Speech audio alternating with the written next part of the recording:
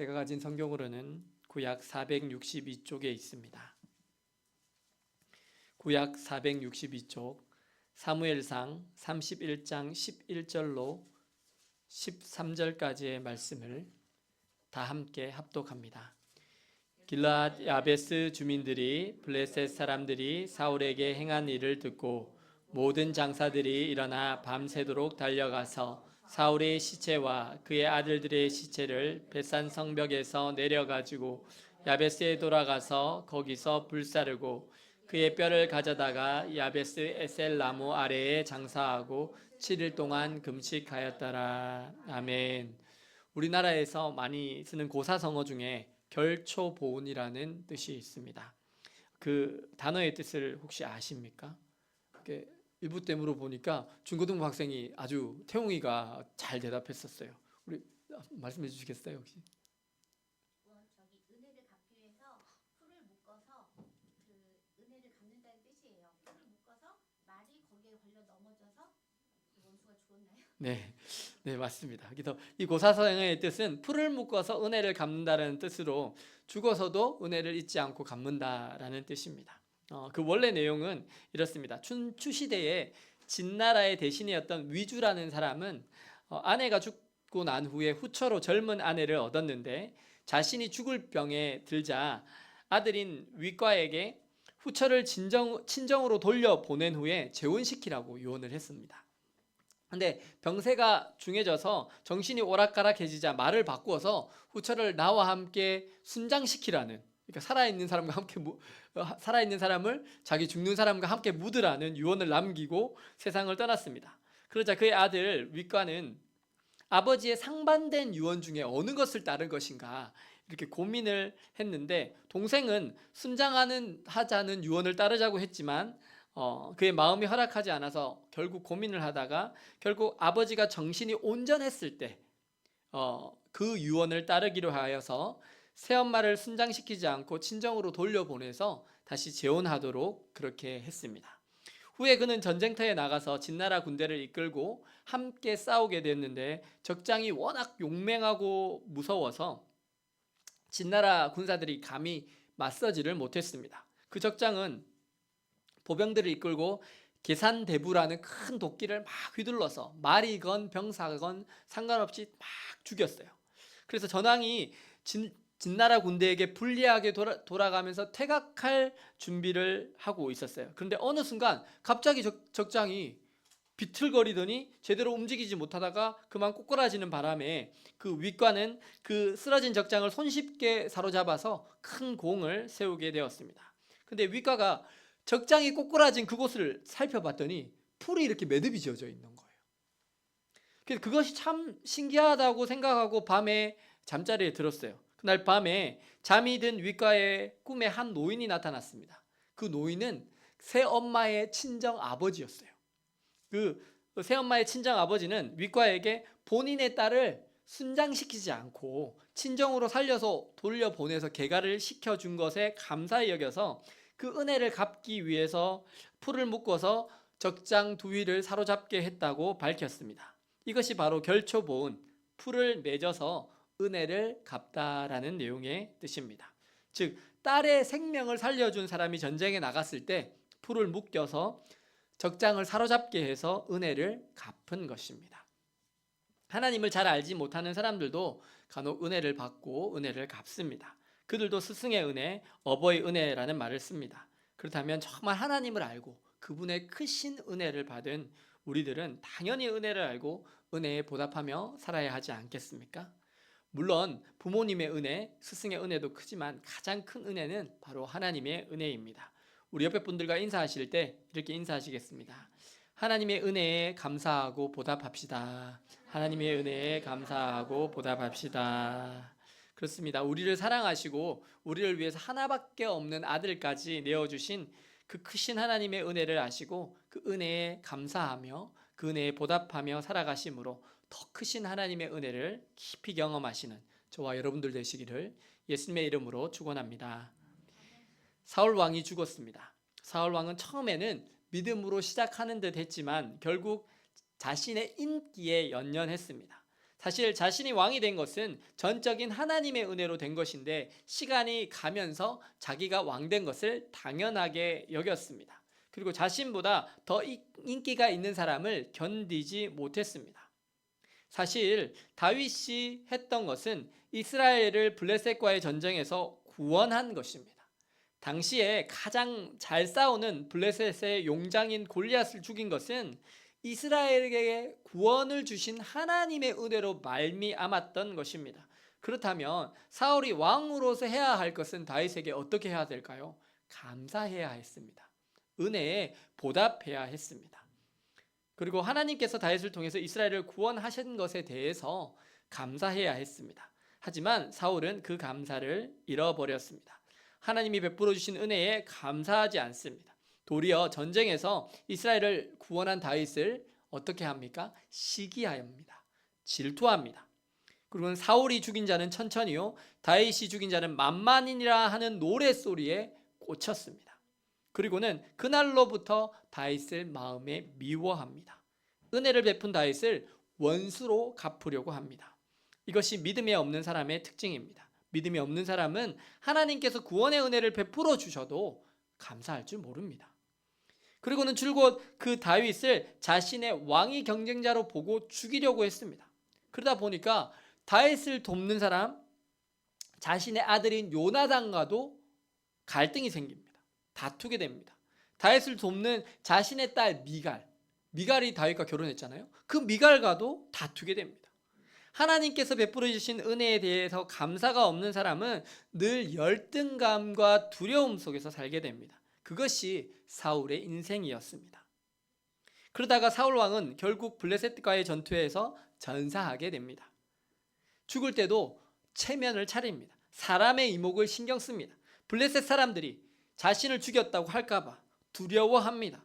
자신의 무기 든 자에게 이 할례 없는 블레셋 사람들이 나를 죽였다 할까 하니까 네가 나를 죽여라라고 말을 합니다. 그러자 무기 든 자가 할 수 있었을까요? 할 수 없었어요. 그러니까 결국 자신의 칼로 자신을 찌르고 생을 마감합니다. 도대체 무엇이 사울을 죽였을까요? 그것은 은혜를 알지 못하고 살았던 두려움이었습니다. 참 안타까운 인생입니다. 은혜에 감사하며 그 감사를 누리며 은혜를 누리며 하나님께서 주신 은혜에 보답하며 살았다면 사울 역시도 행복했을 것입니다. 언제 자기 왕위가 뺏길까 봐 두려워하지 않았을 것입니다. 그런데 그는 하나님께서 이스라엘에게 다윗을 통해서 구원의 은혜를 주셨음에도 거기에 감사하기는커녕 그 은혜를 다윗에게 원수로 갚으려고 하였습니다. 믿음이 없는 사람은 하나님의 구원의 은혜를 깨닫지 못합니다. 그 은혜에 대한 감사가 없습니다. 그 은혜에 어떻게 보응할 것인지에 대해서 생각하지 못합니다. 사울은 이제 안타깝게도 역사의 등불 속으로 사라졌습니다. 그리고 블레셋 병사들이 사울의 죽음을 보고 그를 전리품 취급합니다. 사울의 머리를 베입니다. 아들들의 머리를 베입니다. 갑옷을 다 벗깁니다. 그리고 자신들의 신당과 백성에게 알리기 위해서 그것들을 블레셋 사람의 온 땅 사방에 보냅니다. 그리고 그의 갑옷은 아스다롯의 집에 둡니다. 사울 왕의 시체를 벳산 성벽에 본보기로 못 박아 버렸습니다. 참으로 끔찍한 최후입니다. 하나님의 말씀을 버렸던 사울 왕은 하나님으로부터 결국 버림을 받았습니다. 그리고 끔찍한 최후를 맞이하였습니다. 그런데 이런 비참한 사울을 생각하는 사람들이 있습니다. 그 사울 왕을 위해서 한 마을의 사람들이 밤새도록 그 사울 왕의 시신이 있는 곳으로 달려갑니다. 그리고 사울 왕의 시체와 그의 아들들의 시체를 정성스럽게 거둡니다. 그 시신들을 자신들의 마을로 모시고 가서 화장을 합니다. 그리고 그 뼈까지도 잘 거두어서 에셀나무 아래에 장사합니다. 에셀나무는요, 아브라함이 브엘세바라는 곳에 심고 여호와의 이름을 불렀던 나무입니다. 이스라엘에게 있어서 이 나무는 아주 성스러운 나무입니다. 길르앗 야베스 사람들은 왜 죽은 사울의 시신과 사울 왕의 아들들의 시신을 이토록 친절하게 정성을 들여서 장사하고 있을까요? 그들은 무엇 때문에 사울 왕의 전사 소식을 듣자마자 온 마을의 장사들이 밤새도록 달려갔을까요? 그것은 그들이 하나님의 마음을 알았기 때문입니다. 그리고 그들이 사울 왕에게 은혜를 입었기 때문입니다. 그리고 그 은혜를 마음 깊이 새기고 있었기 때문입니다. 사무엘상 11장 1절로 11절까지의 내용에 그 모든 내용이 자세히 나와 있습니다. 제가 간단히 그냥 요약해서 알려드리겠습니다.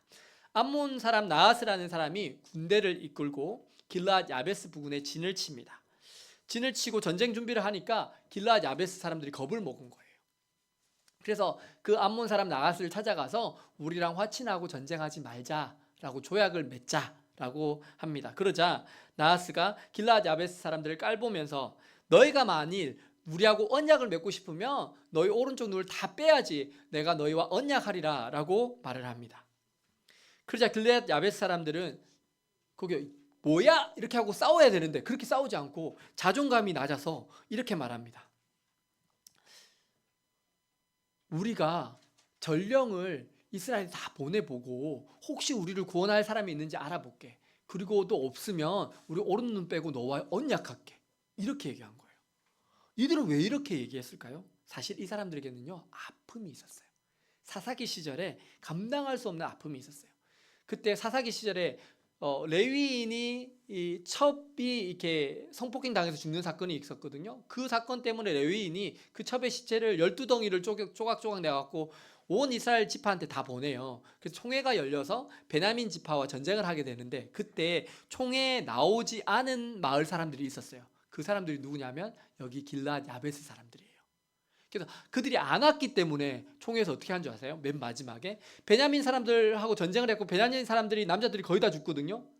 그래서 얼마 안 남아요. 한 400명 조금 가량 남는데 그 사람들이 다 없어졌잖아요.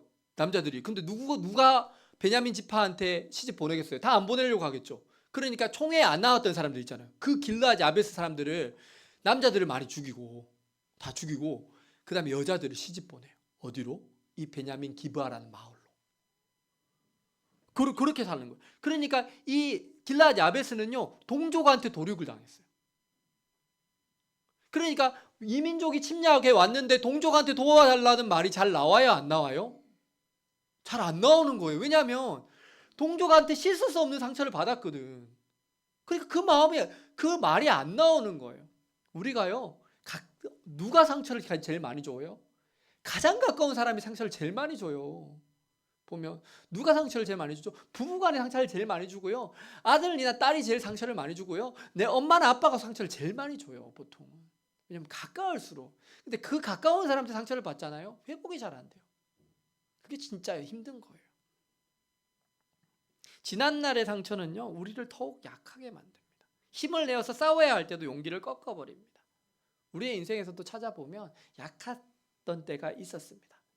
그리고 이것은요 주로 어린 시절입니다. 우리가 가장 약할 때, 내 모든 의지가 꺾여져 있었을 때 우리를 있는 모습 그대로 사랑해주고 나의 편이 되어준 사람이 여러분은 혹시 있으십니까?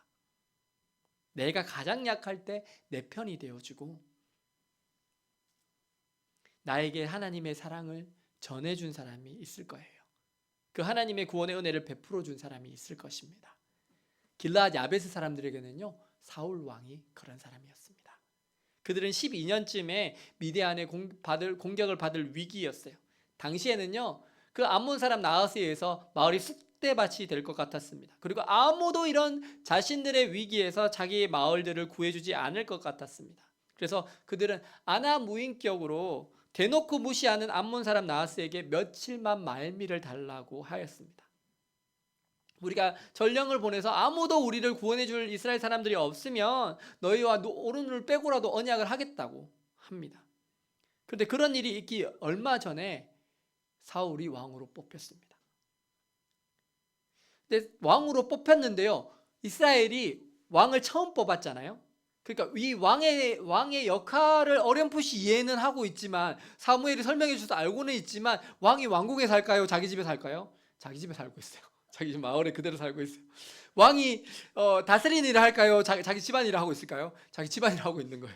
그래서 왕으로 뽑혔는데 뭔 일을 해야 되는지 모르고 그래서 자기 집에 살면서 소 끌고 오고 있어요. 지금 소 2마리 끌고 지금 쩔레쩔레 오고 있는 거예요. 오고 있는데 이 마을에 기브아라는 마을에도 전령들이 온 거예요. 그래서 길르앗 야베스 사람들이 당했던 일, 정말 암몬 사람 나하스가 와서 눈 다 빼야 언약하겠다고 이렇게 말하고 그 억울한 이야기들을 다 전령들이 얘기하고 있는 거예요.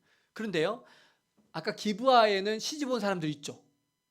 길르앗 야베스에서 시집 온 몇 명이 있죠? 400명의 처자들이 있어요. 그럼 자기 친정집이잖아요, 길르앗 야베스가. 그럼 이 사람들이 어떨까요? 울고불고 난리가 난 거예요. 자기 친정집이 다 멸망하게 생겼으니까. 울고불고 난리가 나고 있으니까 사울 왕이 오다가 이게 무슨 일이냐 한 거죠. 자신 그런 모든 얘기를 다 듣고 나니까 어떻게 되죠? 갑자기 하나님의 의로운 분노가 사울 왕 가운데 일어나요. 그리고는 원래 끌고 오던 소를요 잡아버려요. 칼로 쪼개서 각을 뜨고는. 그러고는 뭐냐면 만일 하나님과 사울을 따르지 않으면 너네 다 이렇게 될 거다 하니까 이스라엘이 무서워가지고 다 몰려와요. 다 몰려와서 그리고 암몬 군대와 전쟁을 치릅니다. 누가 이겼을까요? 이스라엘이 이겼습니다. 그리고 이 길르앗 야베스 사람들은 구원을 받았습니다. 하지만 많은 시간이 흘렀어요. 사울 왕이 자신들의 마을을 구해준 것은 얼마 전의 이야기일까요? 한 12여 년 전의 이야기입니다. 우리 말 속담에 10년이면 뭐도 변하죠? 강산도 변한다는 말이 있습니다. 한 10년 정도 지나면요, 이렇게 대도시에는 살던 마을이 다 바뀌었어요. 길이 다 뚫렸고요, 도로공사 되어 있고요, 옛날에 살던 집 다 없어지고 그랬어요. 예전에 그들에게 있어서 사울은 생명의 은인이었습니다. 구원자였습니다. 그런데 그때 당시는 사울 왕이 좋은 왕이었어요. 선한 왕이었습니다. 겸손한 왕이었습니다. 그런데 어느덧 시간이 지나면서 사울 왕은요, 하나님의 말씀을 버렸습니다. 그리고 왕위에 집착하며 이스라엘의 구원을 이룬 다윗을 죽이려고 집착하며 쫓아다닙니다. 사울 왕에게는 더 이상 왕으로서의 모범이 없습니다. 변질이 되어버렸습니다. 이런 사람에게는 은혜를 갚을 필요가 있을까요? 은혜를 갚을 필요가 없을 것도 같습니다. 이런 모범을 보이지 못하고 본질을 잃어버린 사람에게는 보온할 필요도 없을 것 같습니다. 그리고 또 우리가 은혜를 입을 때는 감사하죠. 그리고 그 은혜를 갚아야 하겠다는 마음도 있습니다. 근데 그 마음을요, 보통 사람들이 오래 간직할까요? 오래 간직하지 않습니다. 보통 그 마음이 오래 가지 않습니다. 우리가 누군가의 은혜를 입으면요, 그때는 감사한 마음이 있어요. 고마운 마음이 들죠. 그 은혜를 꼭 갚아야 하겠다는 마음도 먹습니다. 그런데 그렇게 해서 은혜를 갚는 사람이 더 많겠습니까? 안 갚는 사람이 더 많겠습니까? 안 갚는 사람이 훨씬 많습니다. 왜 그럴까요? 보통 사람들은요, 자신이 은혜 입은 것을요, 오래 기억하지 못합니다. 분명히 나를 도와준 사람들이 있어요. 은혜를 베푼 사람들이 있습니다. 그 당시에는 고마워합니다. 감사하다고 합니다. 그런데 하지만 그것을 오래 기억하지는 않습니다. 우리가 고맙고 감사한 것을 오래 기억하지는 못합니다. 그리고 지속적으로 받고 있는 은혜에 대해서는요, 어떻게 여길까요? 당연하게 여깁니다. 감사하지 않는 경향성이 있습니다. 부모님, 선생님, 하나님의 은혜를 가장 당연하게 생각합니다. 근데 뭘 기억하는지 아십니까? 그런 사람들은 원수를 기억해요. 자신에게 섭섭하게 했던 걸 기억해요. 나를 누가 무시했던 것을 기억해요. 그걸 괘씸하게 여기고 내가 되갚아 주리라 라고 마음을 먹습니다. 이것은요, 사단이 주는 마음입니다. 근데 믿음의 사람들은요, 받은 은혜를 기억합니다. 그리고 그 은혜에 대해서 감사하는 마음을 가지고 있습니다. 이것은 하나님이 주시는 마음입니다. 은혜를 아는 사람은 그 은혜를 기억합니다. 그리고 그 은혜에 감사하는 마음을 늘 가지고 있습니다. 그리고 어떻게 하면 그 은혜를 갚을까 하는 마음을 항상 가지고 있습니다. 왜 길르앗 야베스의 모든 장사들이 사울 왕의 소식을 듣자마자 밤새도록 달려갔을까요? 그들은 지금 전쟁 중입니다. 그리고 이미 블레셋에게 패했습니다. 곳곳이요, 노략질을 당하고 있을 수도 있습니다. 승리한 군대가 뭔들 못하겠어요. 뭔들 못 뺏어가겠어요. 그런데 사울 왕의 시체를 가지고 가다가 자신들이 잡혀서 죽을 수도 있습니다. 그런데 왜 그들은 이렇게 위험한 곳을 아랑곳하지 않고 달려갔을까요? 그것은 그들이 받은 은혜를 기억하기 때문입니다. 하나님께서 사울 왕을 통해서 그들에게 베풀어 주신 구원의 은혜를 기억하기 때문입니다. 그리고 그 은혜에 감사하는 마음을 가지고 있었기 때문입니다. 믿음의 사람은 하나님께서 베풀어 주신 구원의 은혜에 감사합니다. 그리고 그 감사한 마음, 은혜에 보답해야 하겠다는 마음을 가슴 깊이 새기고 있습니다. 아무도 자신들을 돌봐주지 않았던 그때에 어려운 자기들을 돌봐주었고 구원해 주었던 사울 왕의 죽음을 알게 된 그들은 가만히 있지 않습니다. 그리고 밤새도록 달려갑니다. 그리고 벳산 성벽에 가서 사울의 시신과 그의 아들들의 시신을 정성스럽게 수습합니다. 그리고 화장을 합니다. 그리고 그 뼈를 자신들이 살고 있는 야베스 에셀 나무까지 가져와서 장사하여 묻습니다. 그리고 7일 동안 그들은 하나님 앞에 금식합니다. 왜 그들은 금식까지 했을까요? 그것도 7일씩이나. 그것은 사울 왕에 대한 존경의 표현이었습니다. 그리고 가슴 깊이 그 사람의 죽음을 애도하는 마음에서였습니다. 고난 중에, 고통 중에 아무도 돌보지 않는 어려움과 환난 가운데서 자신들을 기꺼이 도와주었던 그 사울 왕. 때로는 그가 타락하고 패전을 하고 비참한 모습으로 죽었지만 길앗 야베스 사람들은 여전히 사울을 왕으로 인정하게 있었고 그들을 구원해준 은혜 베푼 사람으로 기억하고 있었습니다. 그래서 십수년 전에 했던 은혜의 빚을 지금 갚고 있습니다. 어려울 때 이웃이 진짜 이웃입니다. 은혜의 빚을 지고 은혜의 빚을 갚는 사람은 너무나 성숙한 사람입니다. 나에게 도움 베푼 사람을 기억하고 은혜의 빚을 갚는 것은 너무나 중요합니다. 제가 플러신 학교를 다닐 때 한인 학생회 회장을 했었거든요. 근데 한인 학생회 회장의 제일 중요한 역할이 뭐냐면 이렇게 기부금을 받아야 돼요. 기부금을 받아야 되는데 그래서 기부금을 받는데 어떻게 받아야 될지 너무 막막한 거예요. 그래서 기부금을 어느 정도 받아야 되냐면 12,000불, 그러니까 지금으로 따지면 막 한 1,500만 원 이상을 받아야지 사업을 할 수 있더라고요. 근데 어떻게 해야 할까? 하나님 어떻게 하죠? 이 기부금 어떻게 받아야 됩니까? 제가 고민하다가 하나님께서 딱 한마디를 딱 주세요. 이미 기부금 낸 사람한테 감사해라.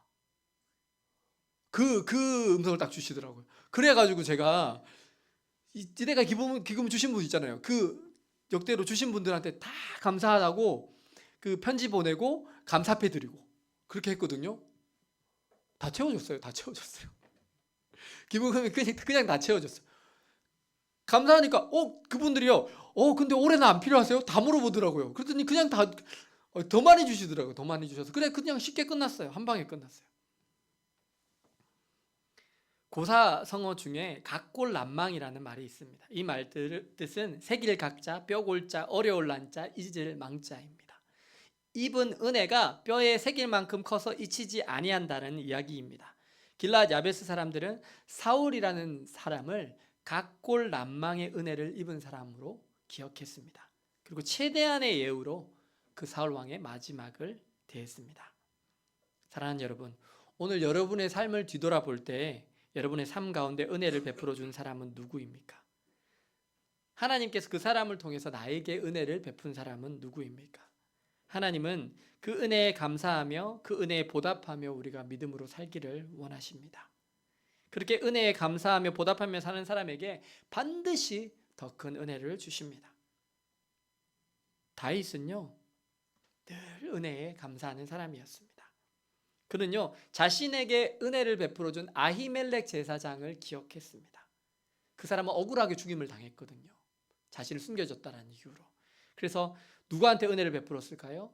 그 아들인 아비아다를 끝까지 데리고 있었어요. 제사장으로. 그리고 나중에는 반역에 가담하지만 그를 처형하지 않아요. 왜냐하면 아버지한테 입은 은혜를 생각했기 때문에. 그리고 다윗은요, 사울 왕의 위기에 죽을 뻔했을 때 도와준 사울의 아들이 있었죠. 요나단에게 은혜를 입었잖아요. 그 은혜를 또 기억해요.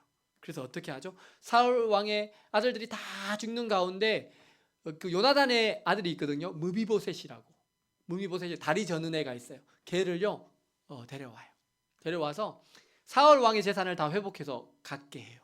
그리고는 자신의 상에서 같이 밥 먹게 해요. 그렇게 은혜를 갚았어요. 다윗은요, 누구보다 은혜를 잘 갚는 사람이었어요. 다윗은 무엇보다 하나님께서 베푸신 은혜에 적극적으로 감사했어요. 다윗 왕이 한 것이 무엇이죠? 왕이 되자마자 그는 자신의 성 한가운데에 뭘 짓죠? 다윗의 장막을 세워요. 그리고 법궤를 거기에 언약궤를 모셔옵니다. 그리고 다윗의 치세 내도로 그는 뭐 했죠? 그곳에서 찬양과 예배가 끊이지 않도록 했어요. 하나님께 감사로 예배드리고 감사로 찬양했습니다. 위기 때마다 자신을 구원해 주신 하나님께 그 어느 누구보다 성실하게 감사하는 사람이 다윗이었습니다. 사랑하는 여러분, 오늘 여러분에게 하나님께서 주신 은혜는 무엇입니까?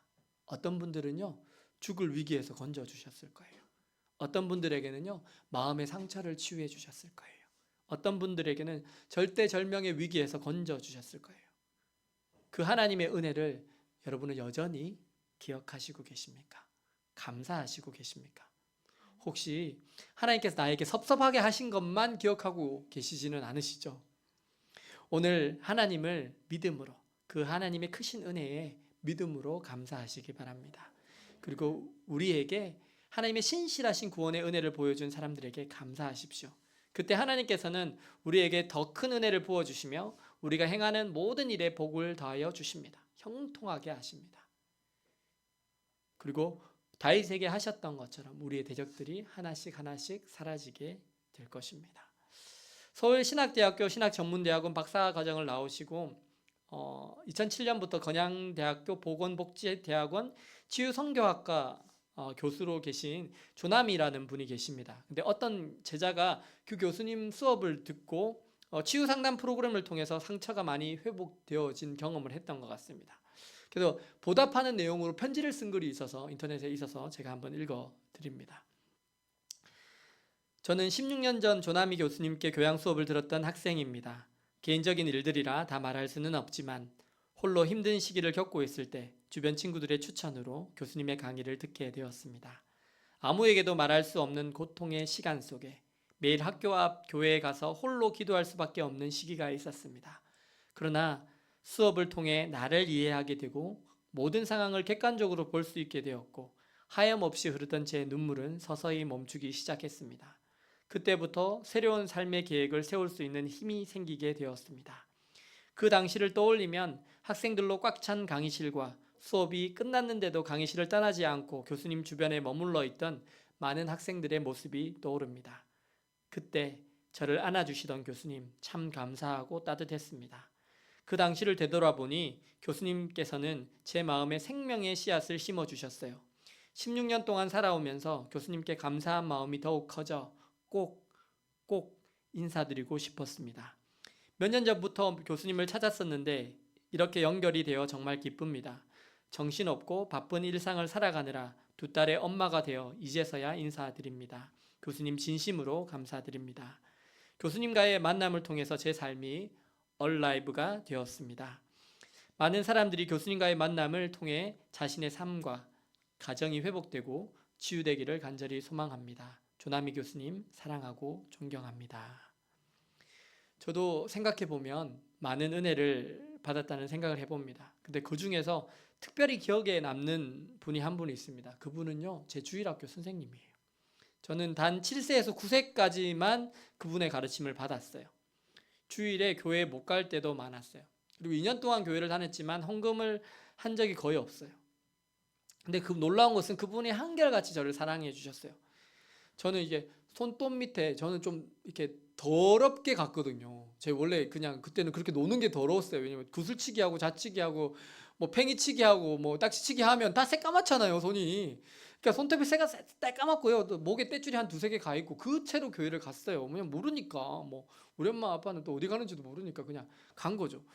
가면요, 그 분이 웃으시면서 교회 뒤에 있는 집이 있거든요. 알고 보니까 그 집이 사택이었어요. 근데 어쨌든 거기서 따뜻한 수건을 꺼내가지고 제 목이랑 이렇게 손을 닦아주세요. 깨끗하게 닦아주시고는, 그리고 세수도 이렇게 얼굴 닦아주시고, 그리고는 이제 예배드리러 이렇게 가는 거예요. 가고는 그렇게 했던 것 같아요. 그리고 예배 끝나면 또 자주 이렇게 불러갖고 집 뒤에서 이렇게 맛있는 거 음식을 주시기도 하시고 그러셨어요. 저는요, 그분의 얼굴도 이름도 아무것도 기억이 안 나요. 딱 한 가지만 기억나요. 이분이 나를 사랑했다. 근데 조건 없이 사랑했다. 저는 그분을 통해서 하나님을 알게 됐습니다. 제가 어린 시절에 모든 집안이 저를 반대하고 매를 때리고 이사를 가서 교회를 못 가게 했었어도 하나님 앞에 믿음을 지킬 수 있었던 단 한 가지 이유는 바로 그 선생님이 베풀어준 은혜가 하나님의 사랑을 깨닫게 했기 때문입니다. 저는 최근에 결혼한 한 청년에게 이런 얘기를 들었습니다. 그 청년은 지금도 제가 전에 사역하던 교회에서 정말 기둥같이 열심히 헌신해서 사역을 하고 있습니다. 제가 한때 궁금해서 그 청년에게 물었습니다. 야, 청년들은 저기 서울에 있는 큰 교회 많이 가는데, 좋은 교회 많이 가는데, 야, 너는 어떻게 이 교회를 사랑하면서 이렇게 많이 섬기게 됐냐? 라고 묻자 그 청년이 이렇게 이야기했습니다.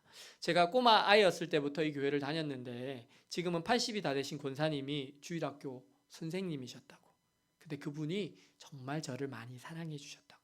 그래서 그분을 통해서 하나님을 알게 되었고, 그렇게 알게 된 이 교회가 자기한테는 너무 소중하다고. 그래서 그 은혜에 보답하는 마음으로 지금도 이렇게 기쁘게 신앙생활을 하고 있다고 말했습니다. 사랑하는 여러분, 혹시 여러분이 베풀어준 작은 친절이나 섬김, 봉사에 진지하게 감사를 표현하는 분을 만난 적이 있으십니까? 있다 하시는 분 잠깐 손만 들어주십시오. 제가 안 물어볼 테니까. 있으시긴 있으시네요. 예. 그 보면 어떻죠? 더 해주고 싶죠. 그죠?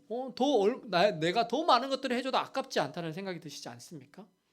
우리에게 감사를 표현하고 진정성 있게 고마워하게 하는 사람들에게도 그런 마음이 드는데, 살아계신 하나님은 그 하나님께 마음을 다해서 진심으로 감사를 표현하고 그 은혜에 보답하면서 살려는 사람에게 복과 은혜를 넘치도록 주시지 않겠습니까? 그리고 다윗이 바로 그런 복과 은혜를 받은 사람입니다. 사랑하는 여러분, 오늘 우리가 하나님으로부터 받은 은혜는 무엇입니까? 주께서 세우신 사람들을 통해서 우리에게 주신 은혜는 무엇입니까? 어떤 분들은 정말 죽어가던 몸을 고쳐주셨습니다. 다시금 건강하게 회복시켜 주셨습니다. 어떤 분에게는 상처받고 고통받았던 마음을 치유해 주셨습니다. 그리고 우리 모두에게 그분의 아들 예수 그리스도의 보혈로 우리를 죄와 사망의 권세에서 구원해 주셨습니다. 이 얼마나 큰 은혜입니까? 오늘 우리를 사랑하시고 우리를 위해서 모든 것을 내어주신 주님의 은혜에 크게 감사하시고 그 은혜에 보답하는 마음으로 살아가셔서 정말 하나님께서 다윗에게 주신 은혜와 복이 여러분의 삶에도 가득하시기를 예수님의 이름으로 축원합니다.